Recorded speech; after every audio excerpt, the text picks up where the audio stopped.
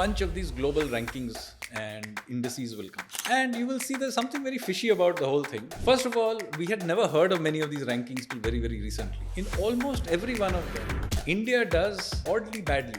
Essentially, they are going around ranking India and the world and so on based on the opinions of 30 to 40 experts. Having opinions about, the world's largest democracy and in fact all democracies around the world based on some tiny number of experts who are unknown. And now this is supposed to be worldwide governance indicator of the World Bank. But none of the world is involved. Only a few tiny institutions based in the North Atlantic who then launder their opinions through these think tanks. So that is being done at a political, ideological level. I think the next layer of questioning has to happen from scholars, thinkers, media, by people who are willing to do the methodological digging in, like myself. I mean, literally go in and figure out. It's not till I began to dig into this that we found out that only 30, 40 opinions are being used for these rankings. And we don't even tell you whose opinions they are.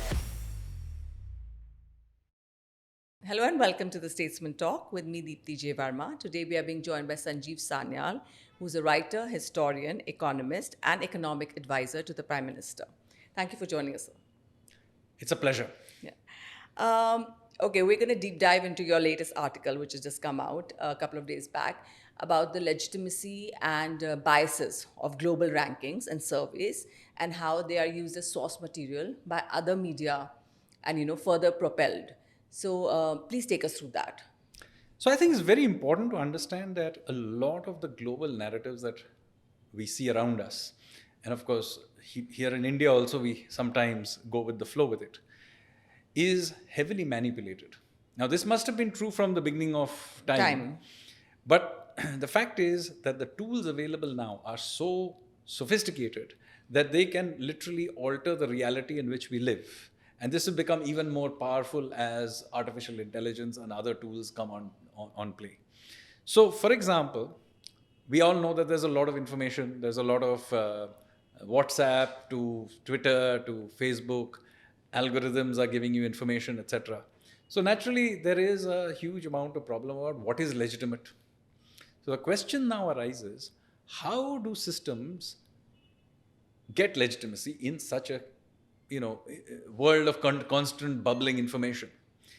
Now, there is unfortunately an entirely well-oiled system, which I would call legitimacy laundering, that happens, which basically gives certain types of institutions, certain types of narratives, a stamp of legitimacy. These are then amplified through the system through circular references. And just listen me out, and then I will give you an example of how this happens. So, for example, you will see, especially in the second half of the year, a bunch of these global rankings and indices will come. And you will see there's something very fishy about the whole thing. First of all, we had never heard of many of these rankings till very, very recently. Nowadays, they are front cover on every newspaper. Moreover, you will see something very peculiar. In almost every one of them, India does oddly badly. So we will find that India's ranked below Afghanistan in academic freedom, in press freedom. We will turn out to be, barely a democracy, an electoral autocracy, whatever it's meant to be.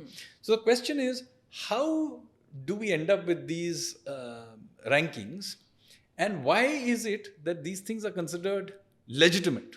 So one thing is that many people come up with, every WhatsApp uncle has some view of the world, right? But the question is, why are these ones given legitimacy? After all, these are also opinions of some think tank, etc. So I delved into this to some extent and found that there is a well-oiled system of legitimacy laundering. And a key node in this is the World Bank. There are also UN and other agencies, but the World Bank is one of them. So the World Bank has something called the Worldwide Governance Indicators. And these are very widely used by sovereign rating agencies, by investment houses and fund managers, by government documents. Because what the World Bank does in these worldwide governance indicators is to curate a bunch of these rankings, etc. And whichever ranking happens to be in that curation then has the legitimacy of the World Bank, right?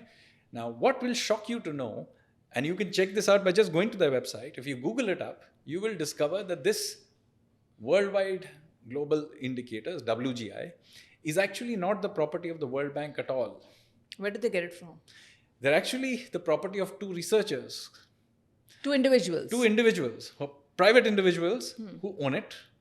The only reason you find out that they own it is because if you go down that page, which is hosted on the fine print. The fine print tells you that the World Bank, its board and staff hold no responsibility for any of the indicators in the world governance indicators of the World Bank.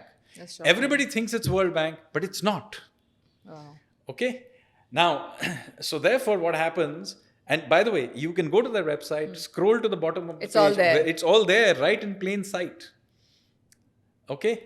But world is using it as if it is a World Bank curated thing. Now, the reason I know this is not only because I went to the website, is because I began to question some of the indicators, and I'll give you some individual ones. There's something called the Varieties of Democracy Institute in Sweden. It is one of the very well-known institutions that gives out these rankings on freedom and democracy, etc. Been around for a little while. And these rankings then enter into other rankings and so on. So this is one of the original sources of these rankings. So I began to question their methodology. I've written about it and mocked them in their methodology, which is, by the way, you will be surprised to hear. Essentially, they are going around ranking India and the world and so on based on the opinions of 30 to 40 experts. Okay? So this is the opinion. Who live in Sweden? No, they're from all over the world. They don't even tell us who they are. Yeah. Evidently, us knowing who they are would somehow skew the results. So these are 30, 40 unknown experts. We have no idea whether they are 30 or 40 or 50. But anyway, I mean, having opinions about, the world's largest democracy and in fact, all democracies around the world based on some tiny number of experts who are unknown is itself a problematic thing. So I began to mock all of this and wrote about it.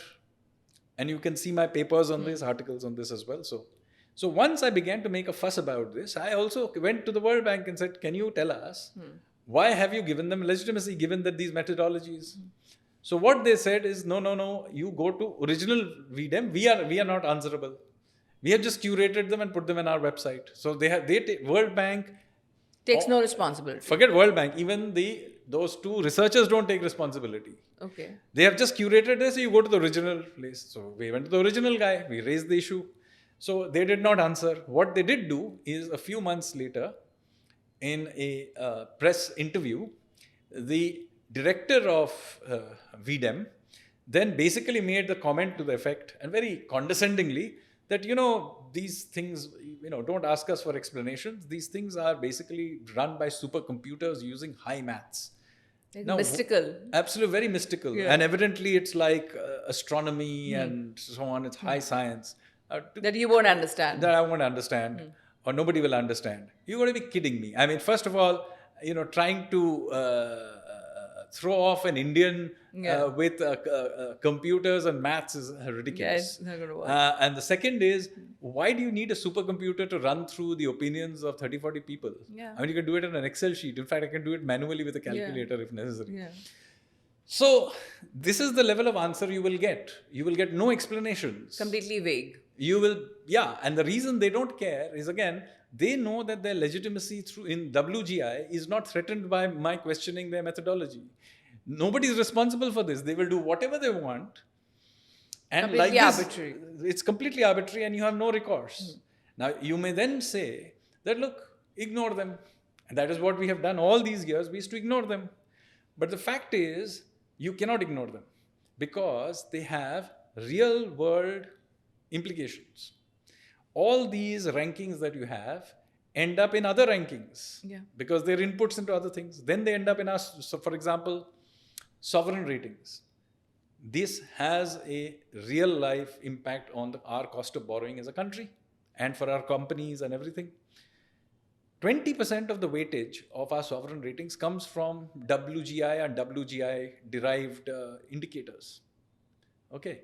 Similarly, you try and do, you now have something called the ESG environment, social, and governance indicators. Now, again, suddenly these ESG, CBAM, all these kinds of things are getting embedded into government regulations, central bank regulations, financial market regulator regulations, all in the name of climate change, governance, we must spread democracy and transparency, all this kind of stuff. But in each one of them, they again go back to this WGI. But in fact, let me show you how all of this is legitimacy laundering. If you go back and dig into all these think tanks, you will be shocked that effectively their funding comes from the same 4 or 5 original sources of funding. Which is? Which is Open Society of Soros, Ford Foundation, Rockefeller Foundation, some European Commission related thing, all from the North Atlantic. And now this is supposed to be worldwide governance indicator of the World Bank. But no, none of the world is involved, only a few tiny institutions based in the North Atlantic, In fact, who few then individuals. launder their opinions through these think tanks, give it legitimacy through this single source of legitimacy, which is the World Bank's WGI. And once they're through that pipe, on the other side, look at what happens. These are then amplified through all kinds of channels. So this will end up being source material for your Wikipedia entry. Yeah. This will be source material for Newspapers. all the newspapers, all the algorithms. So when you Google, is XYZ country a good democracy, it will immediately go and pick up this thing from WGI, which picks up from a think tank, which in turn is funded by one of these 4 or 5 tiny number of sponsor organizations. So the sponsor organizations' opinions then infect the whole system and legitimized in this way, and then magnified through AI algorithms, etc. So, and then, by the way, the next step is that they all quote each other. Yeah. So as an average person, you are left with the impression all of them can't be wrong. अरे सब तो गलत नहीं हो सकते, सभी कह रहे हैं तो सही होगा. But the fact of the matter is actually not everybody's opinion. It's the opinion of a tiny number of people. Chamber, it's an echo chamber being deliberately created, and you have no recourse to any other source of information. How does one tackle this kind of information? It's like terrorism, right? Yeah, it's thought control. Yeah. And the first thing is for people to stand up and dig into this and begin to talk Question about it. Question it. everything you read. So there are a few people like myself who are doing it. There are a few people in the West also who are doing it. Not an easy thing to do, as you may discover. There are major scandals happening even in the West. For example, Mark Zuckerberg has now admitted that he was being used to manipulate all kinds of things. Yeah. So if people at that level are doing it, but anyway, people are beginning to question it. So that is being done at a political, ideological level. I think the next layer of questioning has to happen from scholars, thinkers, and media. methodologic media, by people who are willing to do the methodological digging in, like myself. I mean, literally go in and figure out. Yeah. I mean, it's not till I began to dig into this that we found out that only 30, 40 opinions are being used for these rankings. Yeah. And we don't even tell you whose opinions they are. Right? Even if you wanted to, you have a college election, a polling of 30, 40 people would be considered statistically insignificant for being able to call out a college election. And you are being able to rank the whole world on 30, 40 opinions. So just think about how random it is. Okay, and now let's come back to India and our economy.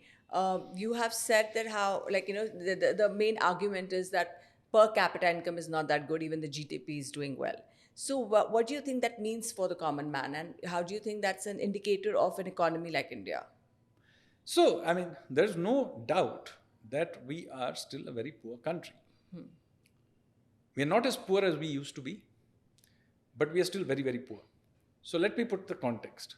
So after 30 years of having done the liberalization and of having had decent economic growth through that 30 years, not as good as China, but pretty much beating most other major economies, we have finally managed to reach a per capita income of $3,000 in nominal terms and a little over $10,000 per capita in PPP terms. That is where we have reached. Just to put it in context, the US is at $80,000 in nominal terms. and per capita terms, PPP terms. So the point is, after all of this effort, this is where we have got. So it tells you something about where we started out, and particularly about the half a century of wasted time that we had using where we started out with that socialist period. First of all, how completely of a waste it was is shocking. And then at the end of that wasted period, we were told it was Hindu rate of growth. We never blamed it on socialism. You blame it on Hinduism. Again, case of thought control. You know, it was not that Nehru failed India, India failed Nehru. That is the messaging that is being given to us. The same problem exists even today. For 30 years of this performance, we instinctively begin to say that no, growth is not so good. We must come up with some scheme in order to provide some freebie. No, the cake is simply too small to be shared unless you're growing the cake. Now, I understand, and I am a supporter of some amount of safety nets. No doubt about it.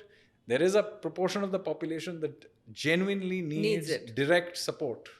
And, I've been a part of a government that's been very much involved in providing direct support to the bottom 20%.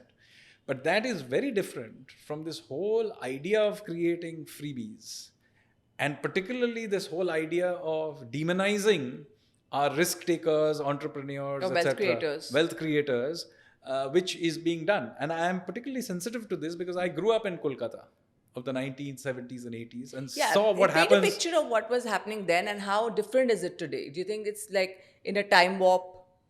Well, I mean, the fact of the matter is what happened. I mean, when I was born in 1970, Kolkata was still the single largest industrial hub of India. When India became independent, it was the single largest industrial hub in Asia because the one in Japan had been flattened to the ground. And yet, today we barely think of Kolkata as being a major economic hub.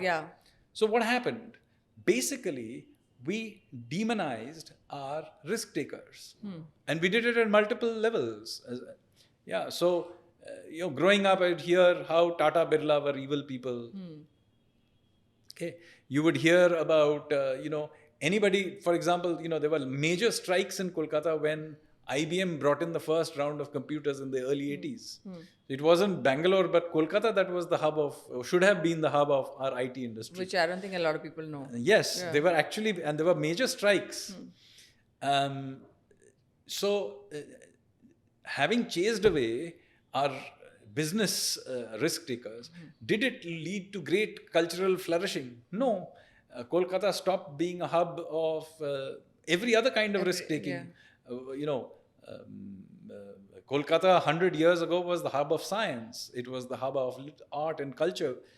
It was the hub of political life. It was the hub of discourse of every kind. Spirituality and religious life. I mean, so 100 years ago, Kolkata was home to the likes of, Rabindranath Tagore, Netaji Subhash Bose, Vivekananda, Sri Aurobindo, all kinds of greats. Stalwarts. All kinds of stalwarts. Where is today's Tagore? Where is today's AJC Bose? Where is today's Netaji? Moment you stopped celebrating those you begin celebrating the risk takers, the pursuit of excellence. It breaks down in every facet of your society. And so this is what I am trying to say, that ultimately, remember, economics, politics, business, all of these are downstream of culture. Which you are like a kind of an embodiment for. Like, because you often write about even the historical narratives that we were handed down. You often write about our civilizational identity. And you say that how all of it is tied in to economics. Yes. Right? None of this can be put in a silo. Okay. So, moment you begin to crumble and have a sort of, you try to sort of close down one facet of social life, all other facets will break down. And the best example of this I like giving is that of the European Renaissance, right? for 1,000 years after the decline of the Roman Empire, Europe was a backwater. And then something happened in the 15th, 16th century. Within a few generations, you had Galileo, you had Leonardo da Vinci, Yeah. you So had science and art flourishing together. Michelangelo. And remember, these are happening in these Venice and Florence or Amsterdam or later London. And it is happening among people who know each other, by the way. Yeah. So Francis Drake sails around the world, but he's also would have almost certainly watched Shakespeare's plays being performed live They're all by Shakespeare. contemporaries, yeah. They're all contemporaries. Why are they actually? They are all infected by the same spirit of risk taking. So this And innovation. it suddenly clicked that we can do stuff. Okay, and so they began to take and the risks in all kinds of fields, and that led to 500 years of domination Of the world. by European civilization. I'm including North America in this in this as well. So why this happens is because there is suddenly a culture that of possibility of breaking out and beginning to question things and be able to take risks. Yeah. We are now at the other end of this in Europe, right? They Yeah. themselves are now, the risk taking in in North America and Europe is a caricature of what it was even till a generation ago. Today instead of looking at the cutting edge of various science, they're more interested in looking at the cutting edge of gender. So created a caricature of themselves. So the point is there is a need for us to understand this process. It happened in Bengal as well for about 100 years. From the mid-19th century to mid-20th century, Bengal was the source of a huge amount of this risk-taking. And then, for some reason, you can blame the communists or whatever, and I would blame more widely the culture of shutting down risk-taking. And no amount of making slow-moving art films in black and white is going to compensate for the need to do cutting-edge science research, having Olympic gold medals, and having cutting-edge entrepreneurs. When you talk about poverty of aspiration, is it similar to what you were Absolutely, saying? this is the same thing. And you've also talked about creative destruction in entrepreneurship. You need to have creative destruction. Now, the problem is risk-taking is an uncomfortable thing. Much of For it Indians as a race? Well, it's uncomfortable for everybody. The question is, does a society Enable it.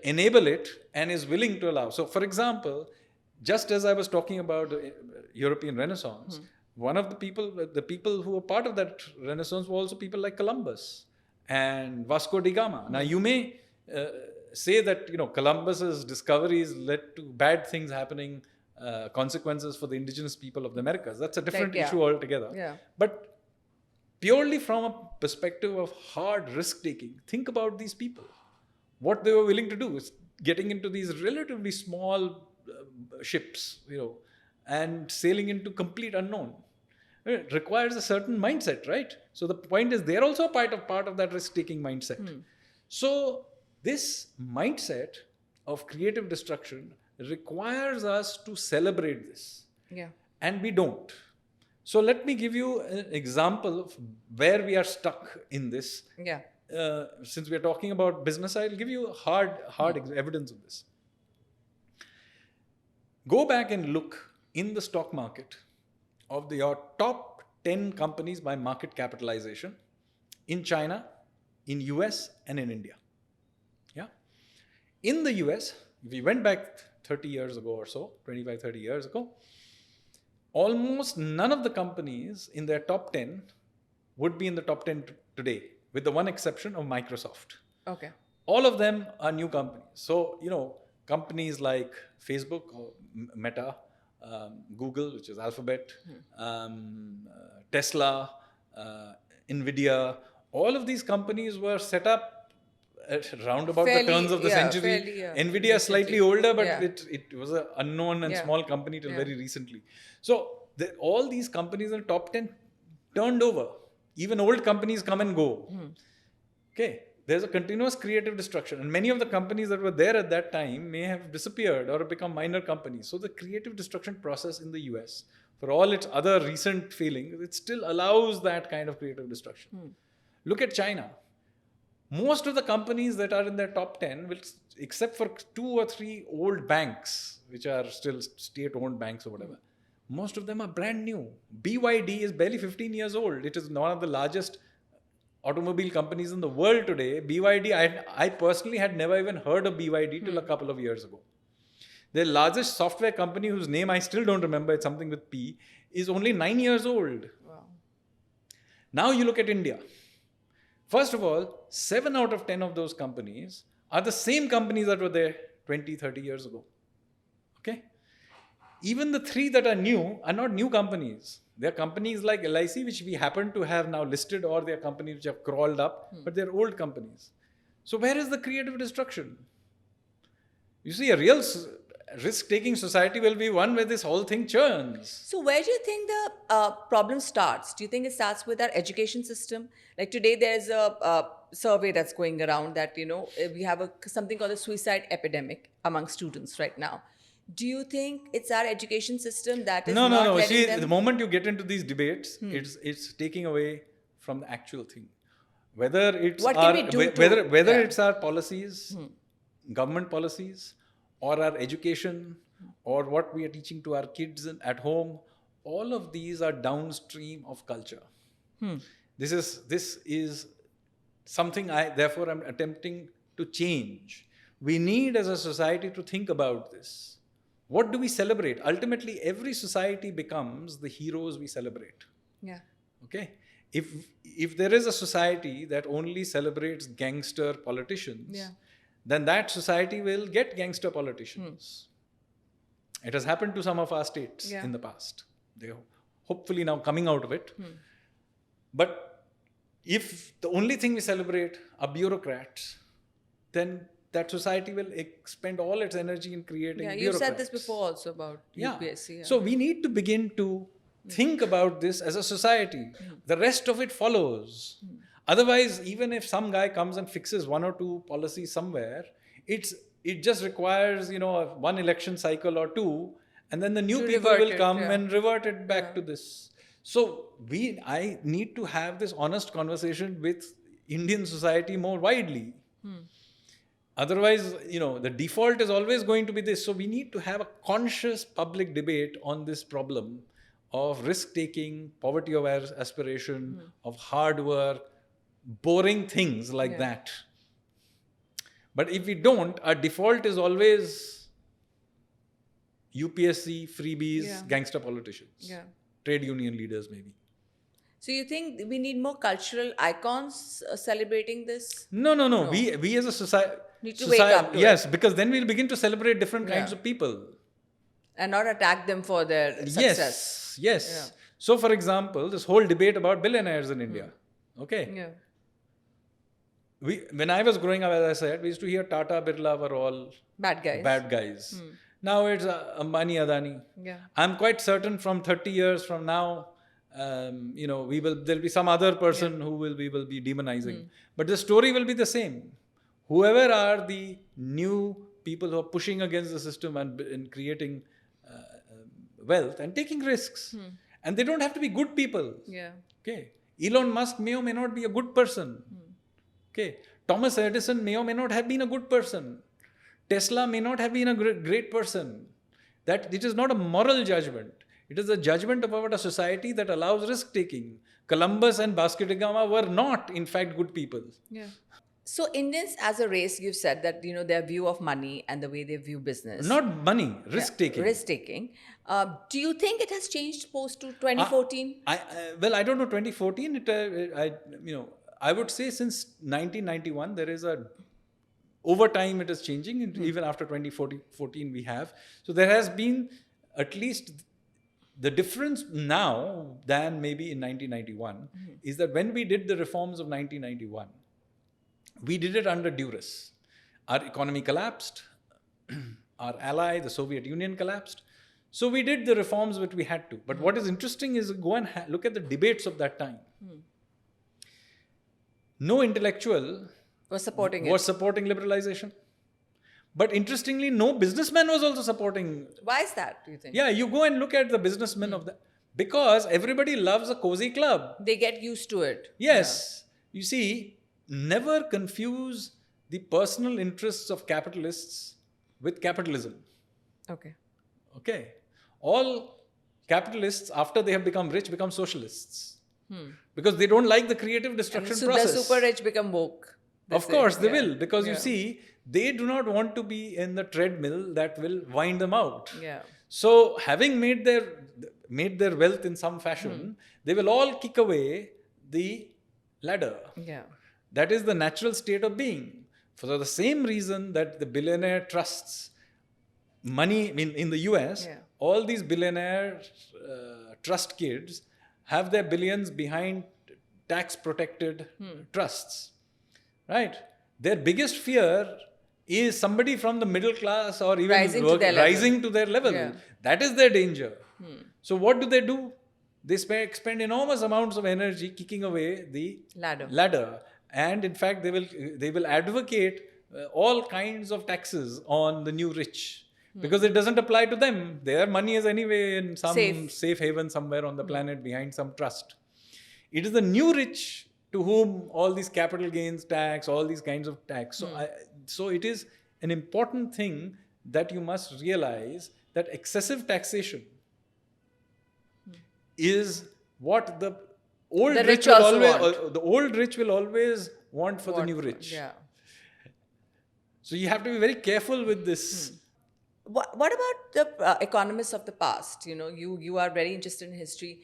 Are there any people that you think were trying to do the right job? People that you still think, even in the No, other, I think if you went back regimes, to went back to the 50s, there was a much more lively debate about how Indian economic policies should be. Can you name some people from yes, that? Yeah. There were people like B.R. Shenoy, who was then considered the greatest economist mind. There were others. There were people like my great-grandfather, Legitimacy Sanyal as well, although he was a transport economist, but nonetheless. There were people like Rajaji, who were talking about free markets even and so on. So this idea we have that in the 1950s we had only one path we could go down, and it involved socialism, socialist planning and so on. There were enough people at that time who warned that this was a bad idea. But we don't hear of them. Yeah, J.R.D. Tata warned that it was a bad idea. There were many others who warned. And in fact, right in the 50s, right in the beginning, when we began to do these things, we had clear warning that it would go wrong.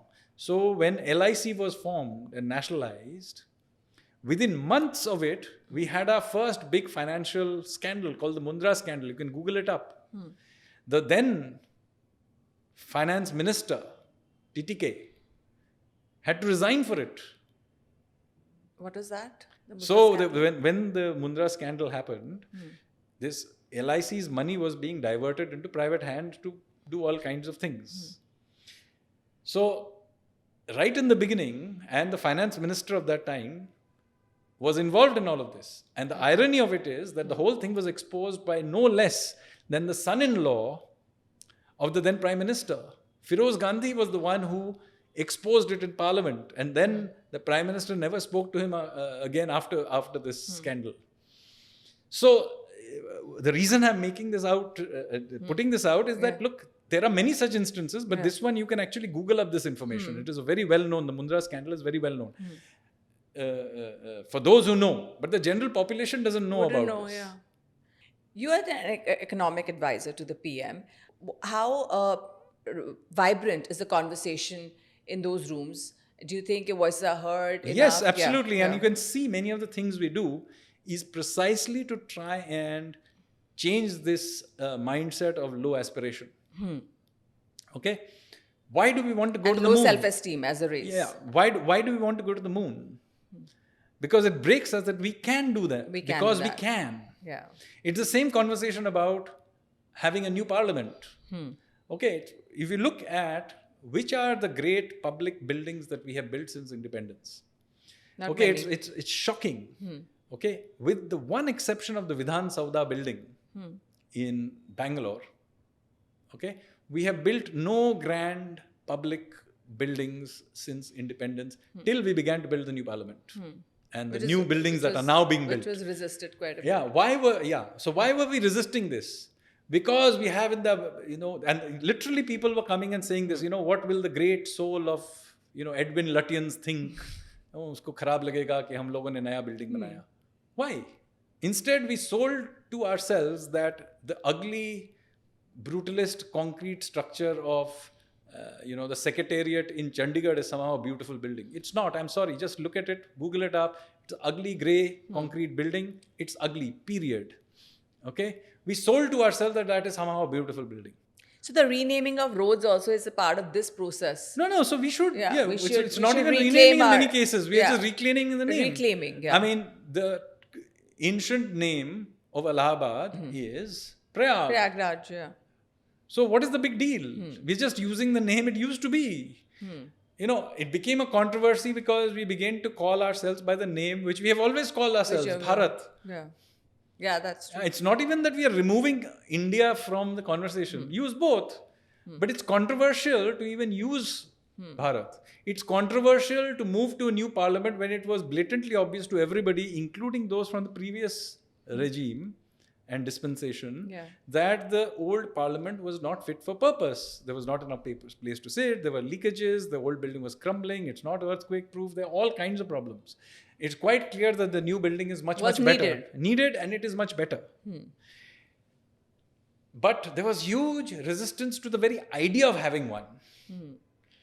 You see, what will Lutyens think about it? You see, the thinking process is what I am agitating. You can say that this new building is not good enough. That's a matter of taste.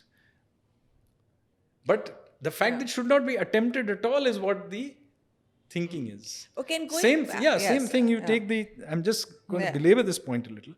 We wanted to refresh the buildings along the Kartavya Path, former Rajpath. Okay. Anybody who has ever gone inside a building like Shastri Bhavan knows that it is not fit for purpose. You cannot have modern offices in those ugly buildings, dripping everywhere. Obviously. Steel almiras everywhere. There's concrete cancer, things are leaking, the loos are smelling. I mean, come on, those buildings need to be demolished and replaced. Doesn't require genius. Now, suddenly it turns out that there are people who consider themselves conservationists who want to conserve Shastri Bhavan. You've got to be kidding me. I mean, how do you expect modern 21st century policies to be made in Shastri Bhavan? You tell me. Or go to any of these other buildings, Udyog Bhavan, Krishi Bhavan, go into them. Just look at what state they are in. And it's no point, it's actually cheaper to demolish them and rebuild them completely than try and, rebuild them in some fashion. Now, yes, there are some buildings that are genuinely beautiful and should be preserved. Like North Block and South Block are genuinely beautiful buildings. They're not being, but again, they're not fit for being modern offices, so they're being converted into museums. The National Museum will move there. Yeah. So, you have to have some sensible view of the matter. But the objection to it is somehow a mental block. Completely that random. we should not try it even. Yeah. Even Vidhan Sauda building, by the way, the person who built it got into serious trouble. You please go and read about the history of that. So it is a constraint to us कि हम कैसे करेंगे. We almost seem to will ourselves to failure.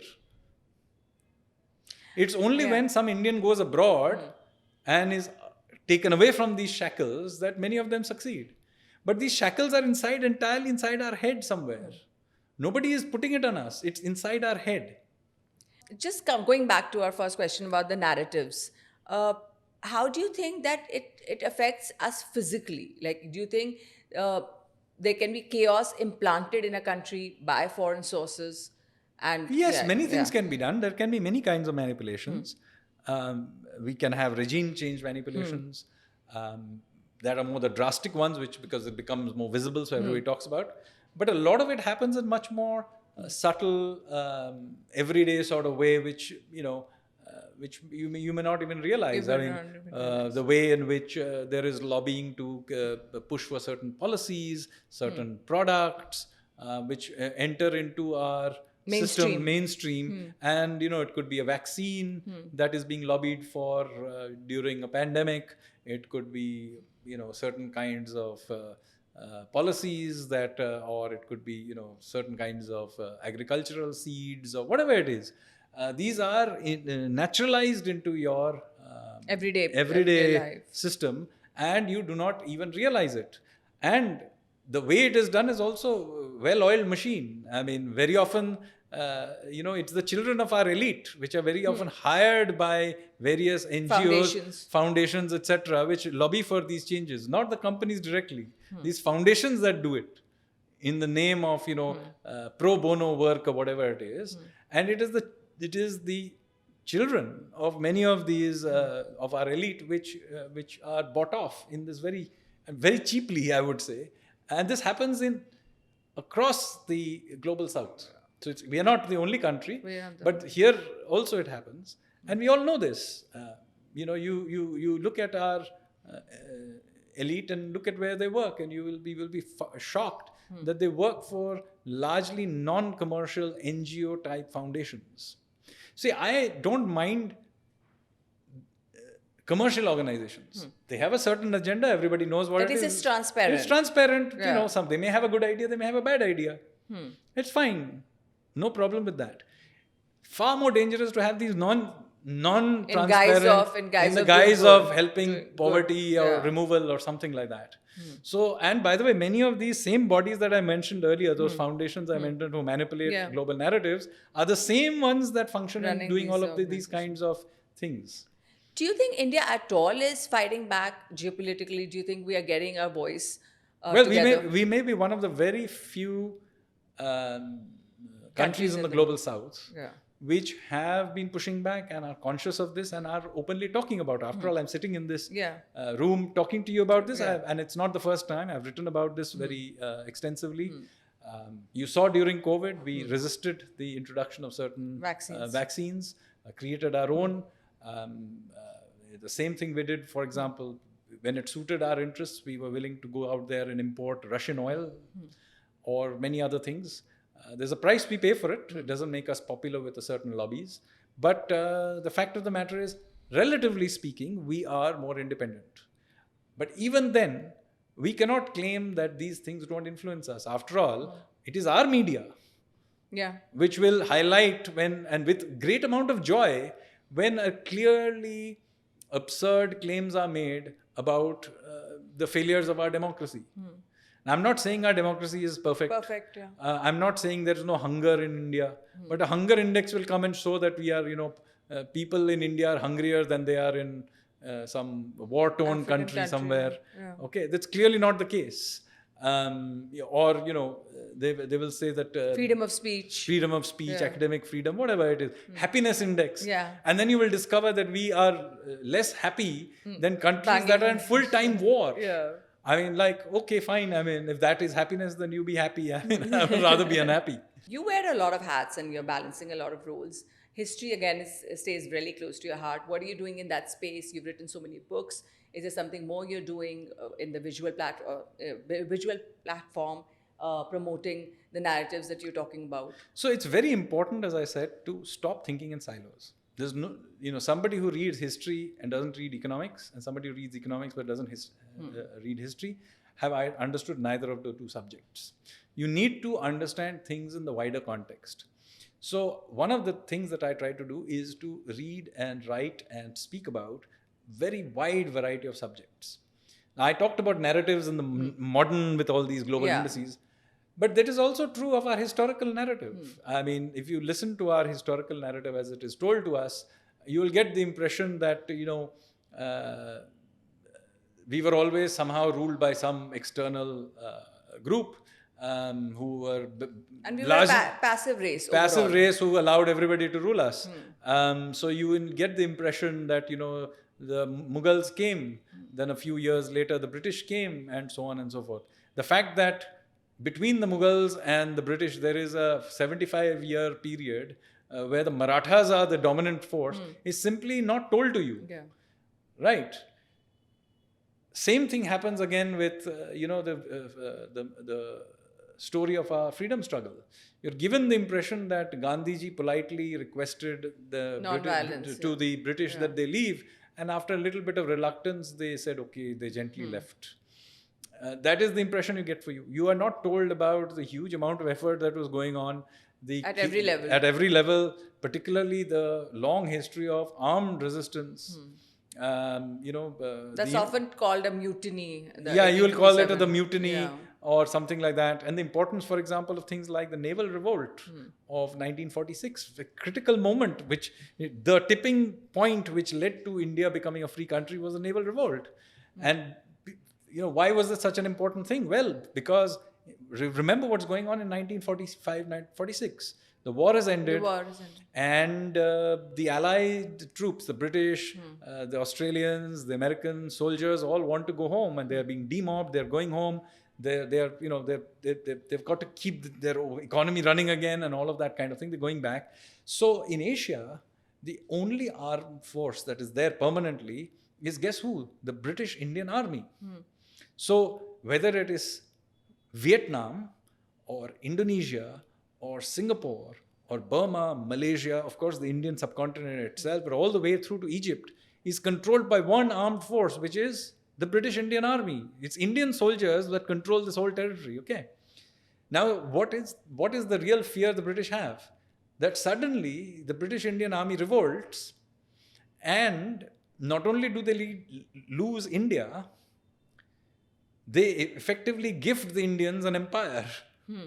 That is their real fear. If you read their own conversations, this is what they are really afraid of. So in this situation, a major revolt happens in Bombay, now Mumbai. Okay, some 70,000-80,000 sailors of the Royal Indian Navy basically mutiny. They take control of some 60-70 ships. Karachi also has, Kolkata, Jabalpur, all these places, suddenly there are these rebellions. And these are guys who are armed, they're veterans, they know how to use those guns. The British send in the Maratha regiment to try and quell them in Mumbai. After half an hour of shooting, the British officers realized the Maratha regiment is shooting deliberately to miss. Okay, so the Royal Indian Air Force is told to fly in. They're based in Delhi. They have to refuel in Jodhpur. They land in Jodhpur. They say, sorry, all our engines have stopped functioning. This is the point at which the British realize we have lost control and we are about to have even bigger rebellion. So it is during the naval mutiny that the Cabinet Commission on Indian Independence is formed, during that February of 1946. And yet this major event that is the critical to India being declared is absent from our conversation. So this is how the entire narrative is manipulated. So what I am trying to do through my writings, etc., is to tell this story. Again, the first step is simply to go out there and tell the story. Exactly. And then suddenly it clicks in people's heads. And then to document it. To document it properly, begin to put it out there. You see, if I suddenly begin to change textbooks, etc., there'll be resistance because they're lying. So I have to first, again, as I said, you have to go back and change the culture first. The rest of it follows. And is there a series coming about Yes, so the book Revolutionaries is now being converted into an Amazon series. The visual medium is, eight episodes plus 8 episodes in the second, so about 16 episodes. Nikhil Advani is directing and producing it. So that is coming out. But there are many other ways in which I try to use history to try and create this sense of risk-taking as a people and a civilization that is active. And vibrant. So another period from another book of mine called The Ocean of Churn, which is a celebration of India's maritime history. And so as a part of that, I am now, with the help of support from the Ministry of Culture and the Indian Navy, I am actually building a ship from the 5th century, Gupta period ship. Building it. It's being stitched together. It's being stitched together in Goa. No nails will be used. It's based on a painting in Ajanta and some ancient books like the Yukti Kalpataru, etc.